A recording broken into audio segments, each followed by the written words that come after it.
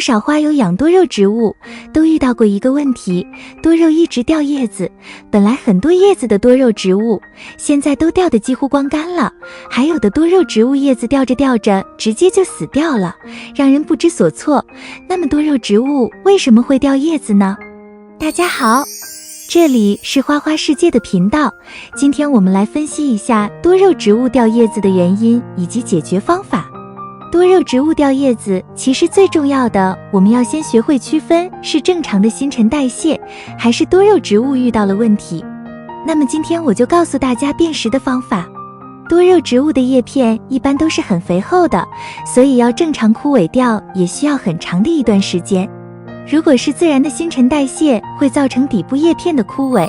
大多数多肉植物新老叶子交替都很正常，尤其是热门的景天科多肉植物，就是因为老叶的退位，才有了各种老桩、各种底部抱仔群生，让多肉的形态更美。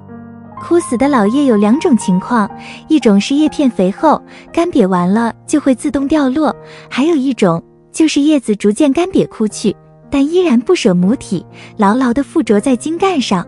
前者属于多肉植物正常的生长代谢过程，并不需要担心什么。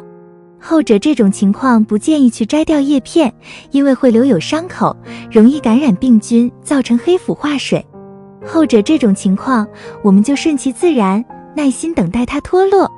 知道了什么是正常的掉叶子之后，那么我们就来分析一下非正常掉叶子的几种情况。一、根系呼吸受阻。当根系不能呼吸的时候，就会出现缺氧的情况，然后就会出现掉叶子。一些花友也没给多肉浇太多水，为什么也会呼吸不了？那就要看看是用的什么土了。如果是单纯的用原土栽种的话，那就非常容易出现这种情况。原土比较容易板结，尤其是长时间使用无机肥之后，土壤的有机质基本就没有了，然后干了以后就会板结，硬得跟石头一样。或者用太多的细颗粒，细颗粒会堵住土壤缝隙，导致氧气无法到达土壤内部，长时间这样就会出现缺氧。遇到这种情况怎么解决呢？那就是给它换土，或者是给它疏松一下土壤，让土壤变得疏松透气，这样根系就能够呼吸到新鲜的氧气了。当然，如果您用原土栽种的话，又不想换土，那以后施肥建议用有机肥，可以用有机营养液，不仅能够给多肉补充营养，还能增加土壤的有机质，让土壤变得疏松透气。当然，你也可以用鸡粪或者牛粪，不过这些要发酵好才行，而且用这些会稍微有点异味，在室外用还可以，在阳台就不建议用这些有机肥了。当然，与根系有关的还有一个重要的因素，那就是花盆。比如花盆的底部没有打孔，或者打孔后用不通风的东西把孔挡住了，也会有影响。二、根系腐烂。造成根系腐烂的多数原因都是因为浇水不当导致的，可以说90%烂根都是因为浇水多了。多肉植物比较耐旱，就算缺水几天都没问题，最多就是叶子干瘪一点，但是要是水多了，根系马上就烂。多肉植物非常怕积水，所以浇水一定要注意，不能浇水太过频繁，一定要等到盆土干透了再浇水，这样就不会出现烂根。遇到根系腐烂的解决办法就是把多肉挖出来，把烂掉的根系都彻底的剪干净，就算剪没了都没关系，一样可以生根。但是只要留有一点烂根，就会继续的烂。修剪完以后，放到多菌灵和生根水里浸泡1个小时，多菌灵和生根水混合也是没关系的。浸泡好以后，把伤口晾干，等伤口愈合以后，再重新用疏松透气的土壤栽种就可以了。三、空气湿度大，不通风。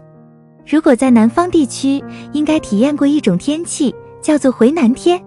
空气湿度非常大，到处都是湿湿的。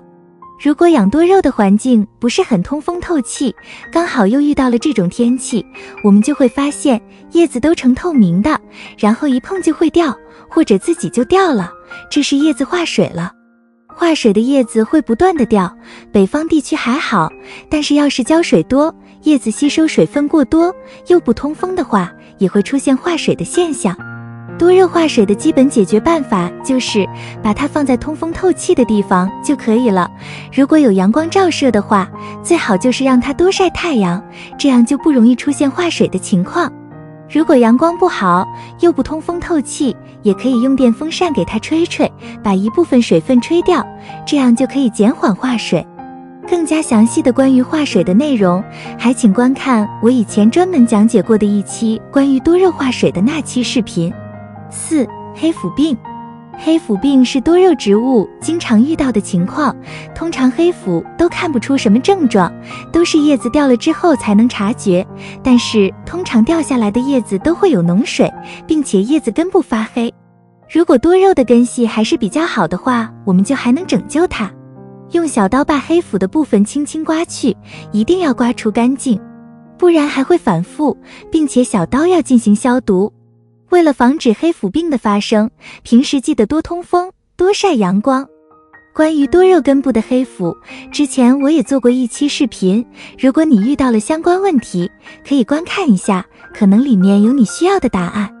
以上的内容就是关于多肉掉叶子的原因以及解决方法，下面我们再来介绍几个多肉掉叶子的周边小知识。第一个就是多肉叶片的清理和枯叶的清理。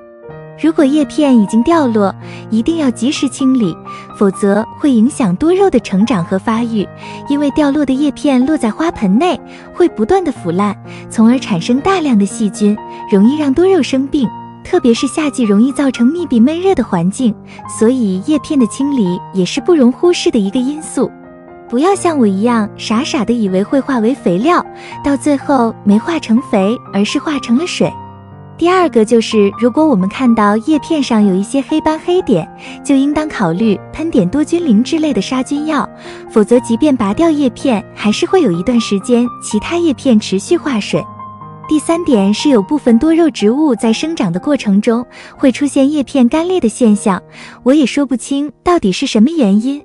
我家里的柠檬之前也有过这种情况，这种现象对于多肉的生长是没有影响的。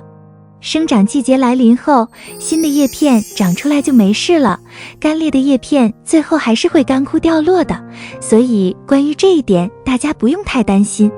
以上就是本期视频的全部内容，希望能帮助到你。如果你也喜欢多肉，请点赞、转发、关注，也欢迎在评论区交流意见。感谢观看，我们下期见。